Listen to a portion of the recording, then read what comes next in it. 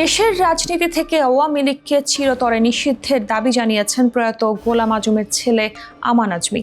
আওয়ামী লীগকে দেশ শত্রু হিসেবেও আখ্যায়িত করেছেন তিনি। বলেছেন, আওয়ামী লীগকে শুধু নিষিদ্ধ করলেই চলবে না, এদেশের রাজনীতি থেকে আওয়ামী লীগকে চিরতরে বিদায় করতে হবে। জামায়াতে ইসলামীর সাবেক আমির প্রয়াত গোলাম আজমের ছেলে আমান আজমি আওয়ামী লীগকে চিরতরে নিষিদ্ধ চেয়ে সামাজিক যোগাযোগ মাধ্যমে পোস্ট দেন, যেখানে তিনি বলেন, আওয়ামী লীগ শুধু নিষিদ্ধ করলেই চলবে না, এদেশের রাজনীতি থেকে এই দেশ শত্রুদের চিরতরে বিদায় করতে হবে।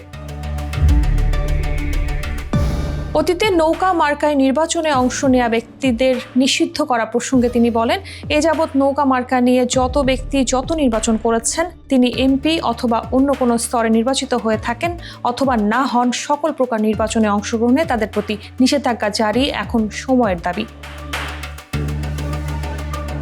আওয়ামী লীগকে নিষিদ্ধের দাবি জানিয়ে সকলকে সোচ্চার হতে আহ্বান জানান আমান আজমি। বলেন, আপনারা একমত হলে এই দাবিতে সোচ্চার হন।